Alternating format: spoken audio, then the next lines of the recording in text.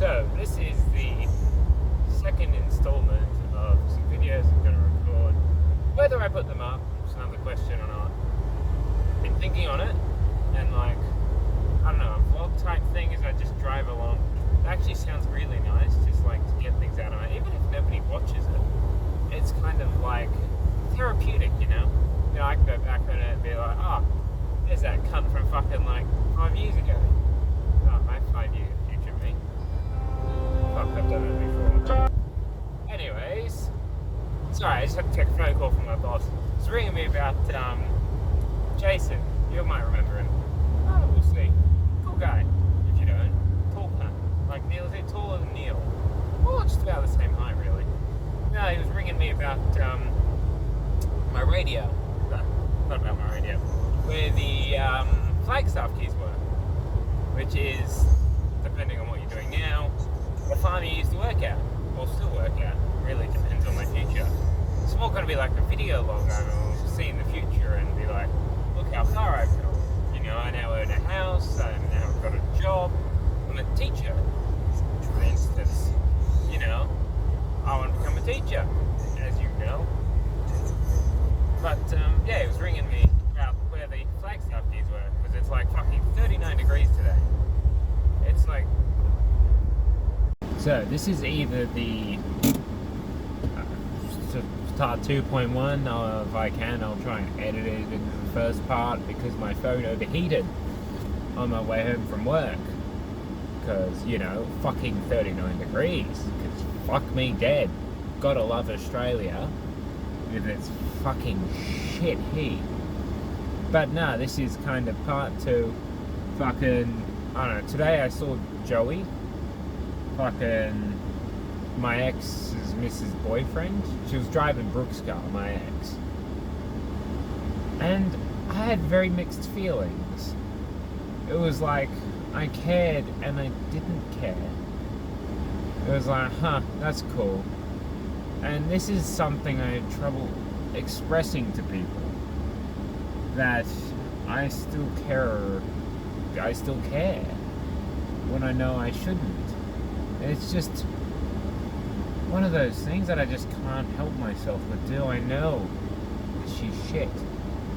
That she is a terrible human being. But I still do. It's just a bit rubbish, frankly. Mind you, I've actually been getting a lot better. Because normally I go through bouts of depression through the week.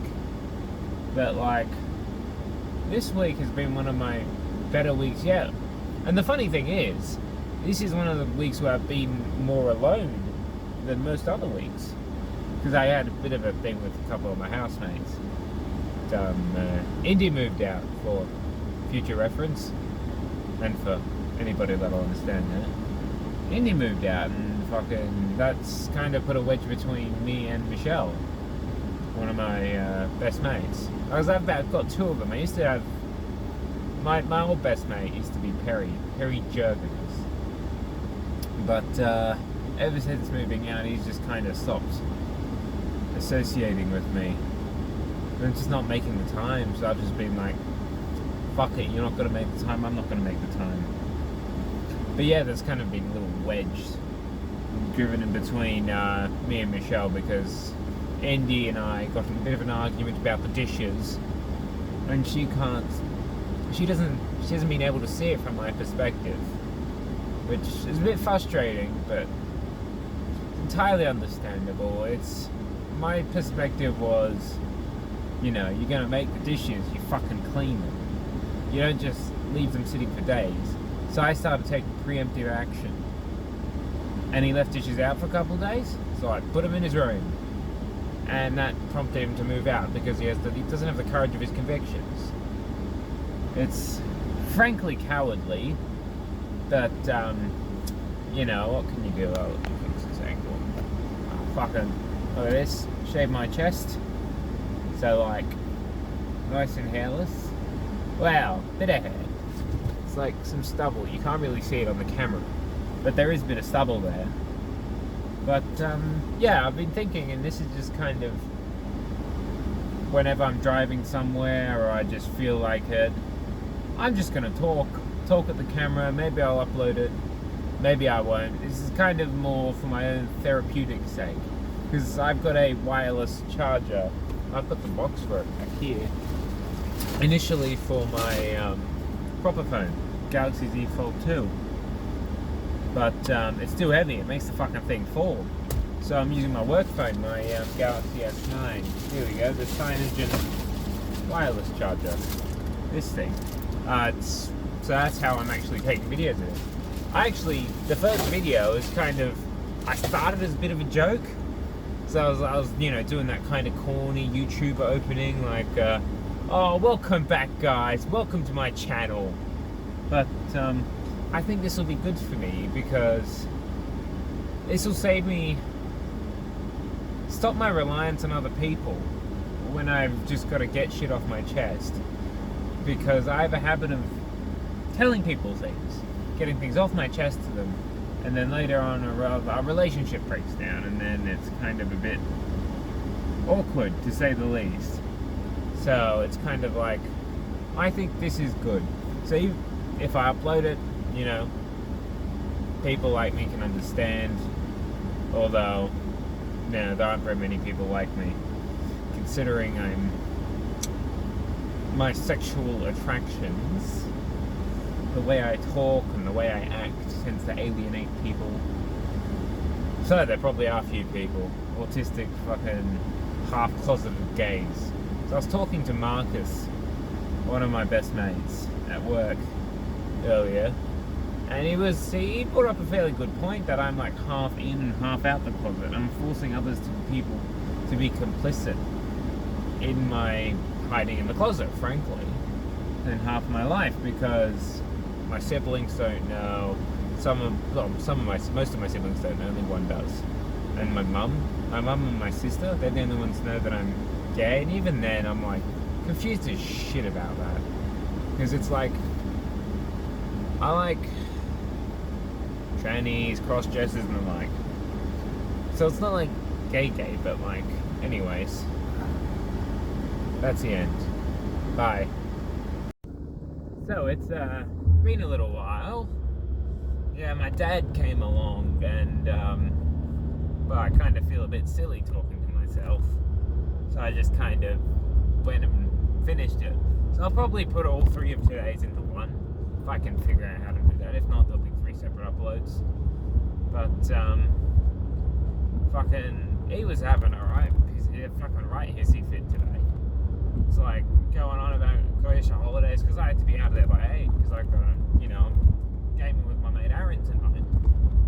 And he was going on, I yelled to one of my brothers, because he was ignoring my parents, as he usually does. And he was like, oh, you don't have a right to be angry. Like, what the fuck? And you have a right to be angry? Because I have my own life?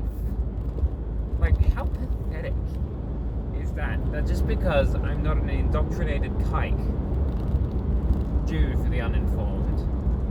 Well, if I ever do blow up, this video just became fucking demonetized because I used the evil Jew word. But in my defense, YouTube moderators, I am a no good Jew. So like, I can use the word. It's like the N-word pass. I have the K-word pass, which I've given to myself. Yeah, I've given it to myself, because fuck it, why not? But, yeah, this is like a little diary thing for me, mostly, just so I can just talk, let things out, and just be easier with myself. Because I find when I talk and just get things out, I found that even when it's just with a camera, it's just better. I feel better about myself. I feel good to have it out there. Yeah, it's really weird to explain. I just like getting things off my chest. And normally I do it to people, but they tend to disappear. Which is, it happens, unfortunately. Like, I think I started talking about my former best mate, Perry Jurgens. Yeah, I used to be best mates with him. But he pretty much stopped making time for me. Like, I understand he's got a job and all, and that's important, and he's always fucking on call. But like, like 3 times in a row we made plans. 3 fucking times. And each time he cancelled. Twice, he didn't even tell me about it until the day when I messaged him going like, hey, what's going on, man? And I don't know, after that I kind of just started getting closer and closer with a workmate, Marcus Meyer. I don't know why I'm giving full names, but fuck it, I feel like it. Like Marcus Meyer, I've gotten much closer with him. He actually considers me one of his friends, which I think is a really great honour, considering he's only got 2 friends, and that's, well, me and his missus. No, I think he's a pretty cool guy. I get along with him really well. Even though you wouldn't think I would, because we have like piss all in common. Although I have noticed that I do tend to take on aspects of other people's personalities. So before I wasn't that into fitness, but I'm really catching on to it. I'm really catching that bug. And another example is the car I'm driving at the moment. It's an Isuzu D-Max 2017 4x2 utility ute.